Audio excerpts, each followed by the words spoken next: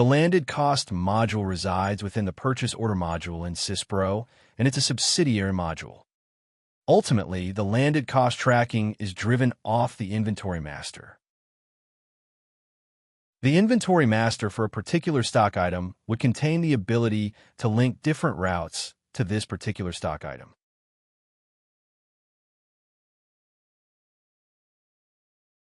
I can import this item using a different route basis.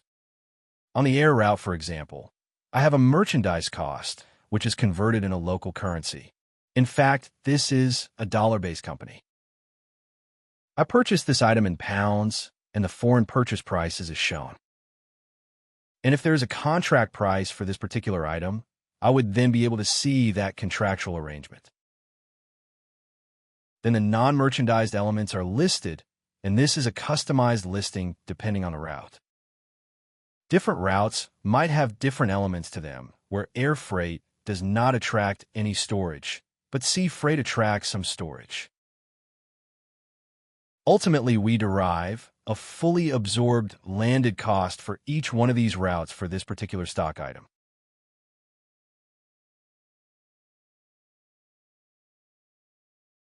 We can then add this item to a shipment. So I can then look at an entire shipment as it relates to the merchandise and non-merchandise costs. If I look at a shipment query, I can then get some visibility on that.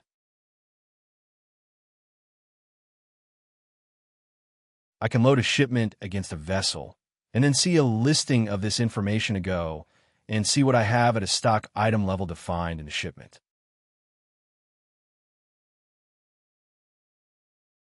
I have multiple lines of multiple purchase orders. I've got 2 purchase orders consolidated into a single shipment. Each one of the lines on this has an expected cost from a merchandise level, which comes from the purchase order. Then I have my non-merchandise costs, which come from the bill of landed cost for this particular stock item. The system is now effectively waiting for an actual cost to be recorded. The actual cost is supplied in this case by the invoice, which I will receive from the insurance supplier as an example. The system then needs to disperse that value across all the items in the shipment. If I look at my total insurance value of $99,000, that would be dispersed against all the items that are nested in the shipment. Additionally, here we have the quantities and exchange rates that I'm expecting at this stage. There's also the ability to load a forward cover rate against a particular shipment if the exchange rate has been defined.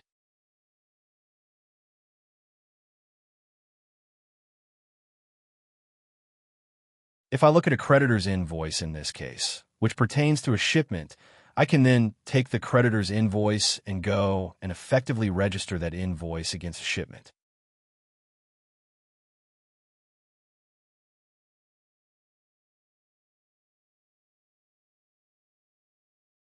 Very similar to the invoice processing or invoice posting program.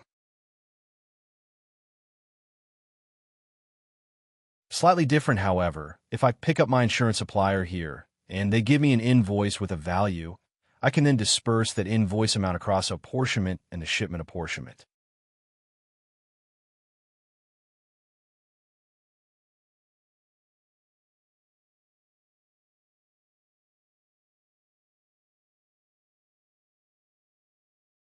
I can then go and say, this insurance value is for my vessel and shipment reference, and I'm going to disperse this against a particular element against the shipment.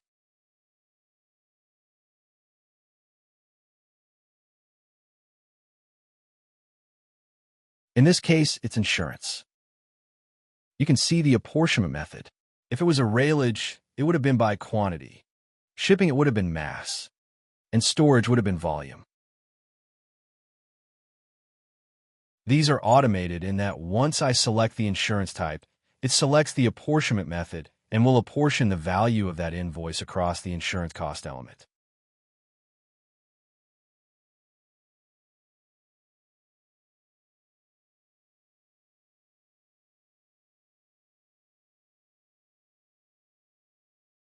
That allows me to then derive an actual cost so that when I receive the shipment in, I'm receiving it in at the actual cost of all the different non-merchandise elements, as well as the merchandised elements. The landed cost tracking module lets you manage both merchandised and non-merchandised costs. It helps you plan for them and then monitor actuals against planned.